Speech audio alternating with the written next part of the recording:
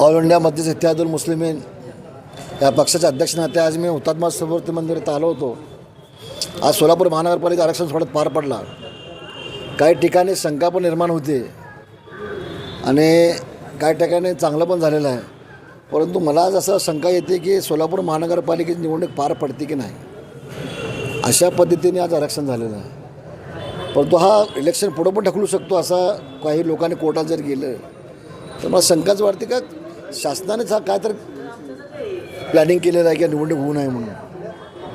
परंतु ऑल इंडियामध्ये इतिहासात मुस्लिम जर निवडणूकच पार पडले तर आम्ही साधारणतः 42 सीट लढू आणि सोलापूर महानगरपालिका सत्ता आमची येईल असं मला वाटतं आहे. परंतु सोलापूर जनतेला आवाहन करतो, ज्या पद्धतीने तिने विश्वास ठेवून भाजपला सहकार्य केले, भाजपला सत्ता दिली, परंतु भाजपाने कुठलाही विकास सोलापूरचा केलेला नाही.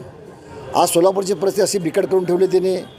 रस्ते नाहीत, ड्रेनेजची सुविधा नाही, लाईटची सुविधा नाही, पाणी वेळेवर मिळत नाही, अशा अनेक समस्या निर्माण झालेल्या आहेत.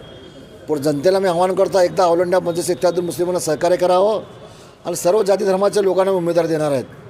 तर आपल्याला आवाहन करतो, एकदा आमचा महापौर झाला तर सोलापूर महानगरपालिकेचं काय आपलं ठेवेल.